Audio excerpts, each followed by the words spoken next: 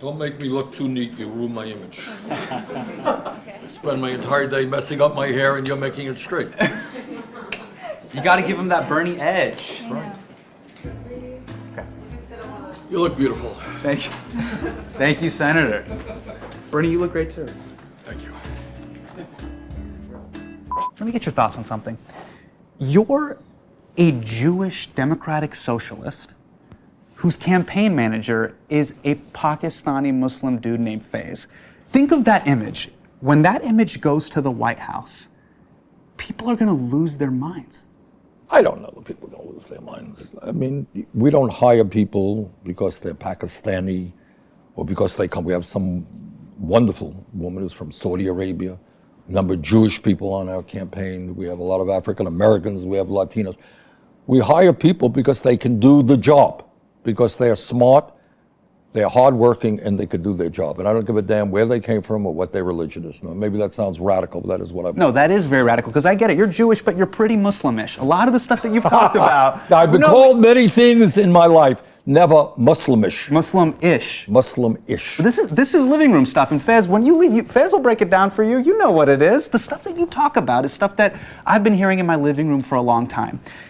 You want to demilitarize the United States. You don't want a hawkish, aggressive U.S. military around the world. Demilitarize is a strong word. You know, we need a strong military, but I want to make sure that we resolve international conflicts through other than military means. You don't want to drone strike every brown country Yes, correct. into the Stone Ages. Yes. And you speak at Muslim conferences. Yes. Why would I not speak at Muslim conferences? Too many Muslims. I don't speak at Muslim conferences. I speak at as many conferences. I speak at Jewish conferences. I speak at Muslim conferences. I speak at Latino conferences. I speak at African American conferences. You know what? We are a big country with a whole lot of folks from different backgrounds. I'm running for president, and I think if I'm invited, I should speak to as many of those groups as I can. But you're trying to have a political career in America. This is a PR nightmare. I don't think so. So you have more faith in Islam than I do. I'm being serious. No, it's not a question of faith in Islam. It's faith in the American people. Okay. And do you think the American people are ready for this much big brown energy? I think the American people are disgusted with Donald Trump's effort to divide us up based on our religion, based on the color of our skin, based on our sexual orientation, based on where we were born. And what our campaign is about is bringing people together. Jewish and Muslim and Christian and every other religion, black and white and Latino, Asian American, Native American, bringing people together around an agenda that works for all of us. And by the way, around an agenda that includes a vigorous effort to combat the global crisis of climate change. It doesn't matter what color your skin is or where you were born. You know what? We're not going to have much of a planet left unless we transform our energy system away from fossil fuel. You have spoken out against a relatively hawkish and aggressive U.S. military presence around the world. Under what conditions would you consider using military force overseas? Well, look, we have the strongest defense in the world. We have the strongest military in the world, and it may be necessary to use it. I am not a pacifist. I wish we lived in a world where we didn't have to use weapons and the military. But what I will tell you, as somebody who voted not only against the war in Iraq and helped lead the opposition to that war, somebody who voted against the first Gulf War, somebody who, when he was a kid, marched against the war in Vietnam. War is the last resort. And I know it is very easy for politicians to stand up and give great speeches and, and then we send our working class kids over some country in Iraq or Afghanistan to get killed. But we got to do everything we possibly can to prevent war. And the goal should be diplomacy. The goal should be working with people and doing everything we can to prevent the bloodshed that wars bring about. Would you like to lean more on Congress in order to... Yes. One of the problems that we've had in recent years is that Congress has basically abdicated its responsibility. You know that the Constitution mandates that it is Congress, not the president, who goes to war. But for many years, yes, under Democratic and Republican administrations, Congress has abdicated that responsibility. And I'm very proud, by the way, to have led the effort in the Senate to, for the first time, have the War Powers Act actually passed in terms of the war in Yemen. And we voted in the Senate, and the House voted as well for the first time, 45 years, to tell the President of the United States that he did not have the authority to get involved in supporting Saudi Arabia in that very, very terrible war. Unfortunately, Trump vetoed that legislation, but it was the first successful use of the War Powers Act. Right. Thank you. I think we just got to just shift into a simple yes or no question. All right. Israel. Yeah. No, Israel has every right in the world to exist in peace and security. But the United States has got to develop a foreign policy which understands that we need to treat the Palestinian people with the respect and dignity that they deserve. Our job is to bring Israelis and Palestinians together, and it is very difficult to create a path toward peace. You've spoken out against the Israeli settlements. Yeah. Would you withhold U.S. military aid if Israel did not change its tune in regards to... Look, let me be very clear. As somebody who is Jewish, who, when I was young, spent a number of months in Israel, on a kibbutz, as a matter of fact. And that is, we give over $3 billion a year to Israel.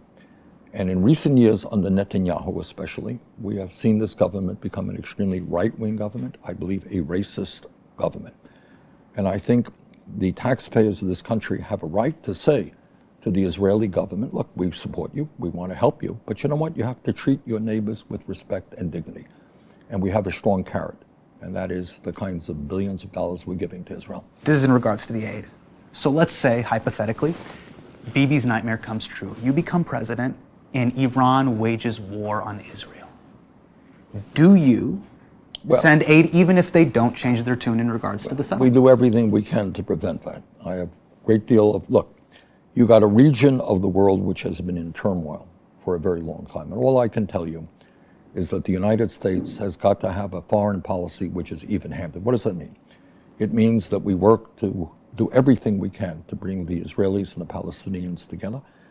It means that I am personally sick and tired of the conflict between Iran and Saudi Arabia. Now, we have many, many years ago, for, I suspect, oil reasons, sided with Saudi Arabia. They are wonderful people. But you know what? In all due respect, their government is a government of demagogues, of murderers, people who are horrific in trying to repress democracy, treat women as third-class citizens. They're not great out. You're saying this. I'm not saying this. I got in enough trouble in regards to this issue. You know, well, I'm saying it. Senator Sanders, you were talking about canceling $1.6 trillion of student loan debt, which is great.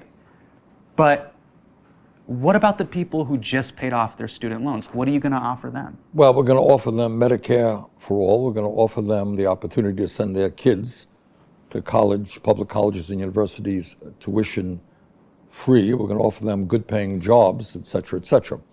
But right now you got a generation of young people, they got a college education, and you should not be punishing this generation, which is struggling so much right now, with outrageous levels of student debt. I'm talking to people every day who graduated college, 50,000, 100,000, graduate school, add a few zeros there. I mean, $300,000, $400,000 in debt. Yeah. All right.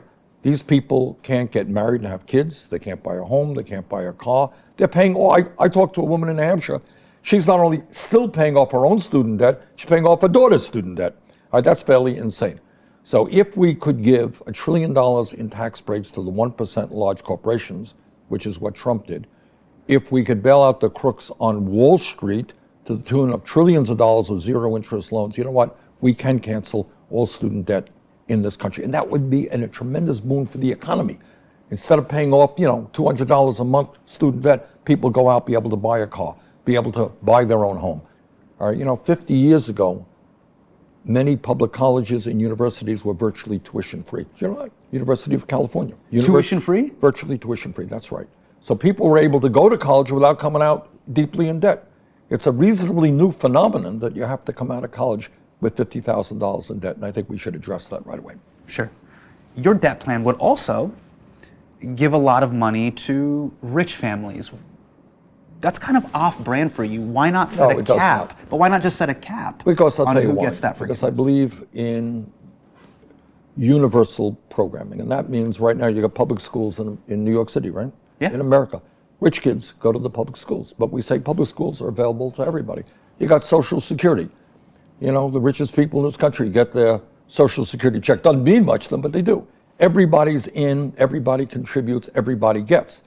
What we do in our programming is tell those very, very rich people that they're going to have to pay a hell of a lot more in taxes. In fact, we have proposed a pretty significant wealth tax.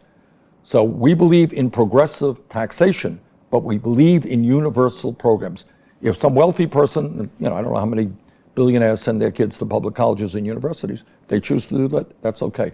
Trust me, they're going to be paying a hell of a lot more in taxes to make that happen for everybody. Now, in order to do this is pretty drastic stuff. You're going to have to go through the Republicans in Senate. Well, my hope is there will not be Republican leadership in the Senate. We're going to do our best to make sure that they are not continue to be in power. I mean, we know this, and I have Indian parents. Best sometimes isn't enough, right? I went to UC Davis. I wanted to go to UC Berkeley. My best was UC Davis. So, just like I was at Aggie, Republicans may remain in Senate. And if that happens, you're going to have to negotiate with them. I have some pitches. You're giving me more advice. I've given you 4 jobs already. Of course. And now you need all right, let me hear what you got. I'm going hard in the paint. All right, definitely. all right. Yeah, I got to come a in with ideas. hard-working person in my administration. The first idea is, would you consider expanding Medicare for all to cover oil pipelines? See, I thought we were going to do away with oil pipeline. I'm not going to make you Secretary of Energy, that's clear. This is the Mitch pitch. You got to give him something that he's interested in. Health in order care to get for what you- oil pipelines. Sure. Or So here's that another when idea. they spill, break down, and they spill, they get the care they need. Is that your point? Correct. All right, I got it. Or how about this? For every student who gets their debt forgiven, you kill a white rhino. Where do you come up with these ideas? I was thinking the white rhino or the regular rhino. Either way, you got to give them something in exchange to get what Problem with that is we're running out of white rhinos. That's why I said regular rhino. You have Regular either option. rhinos, well, probably running out of them as well. If nothing else works, you could always release Mitch McConnell like Dobby in Harry Potter by giving him this sock. And the sock will, Well, when you give a gift to a house elf, yeah. they are free.